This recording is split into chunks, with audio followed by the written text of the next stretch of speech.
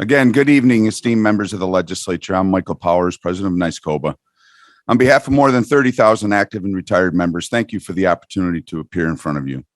For years, the state of New York has touted itself as the progressive capital of the world.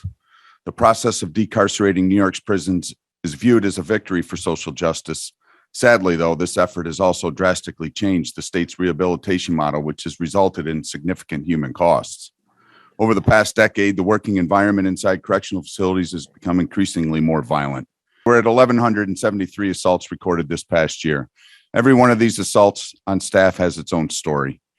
The one that sent a shiver down my spine was the story of Correction Officer Adria Adamczak out of Midstate. Officer Adamczak required 70 stitches to her forehead after she was viciously assaulted by a man she was charged to oversee for simply directing him to take a shower. This is an unprovoked violent assault upon an employee of the state. But don't be fooled. This terrible incident was inevitable. Today in New York State prison facilities, more than 3 correction officers like Adria are injured at the hands of inmates. 3 more will be hurt tomorrow, and 3 more will be hurt the next day. As a result of the overhaul of the disciplinary system within correctional facilities, there are very few deterrents in place to dissuade inmates from attacking staff. When HALT is fully implemented, the ability to remove and separate violent individuals will be severely hampered. The incarcerated population is well aware of this. After an attack, the chance of 15 days echo the hallways and cell blocks. Our prisons will soon be consequence-free environments, allowing dangerous individuals to thrive in chaos and hurt anyone who attempts to stand in their way. We have promoted a bill pending in the legislature that'll bring stakeholders to the table and partake in a violence study.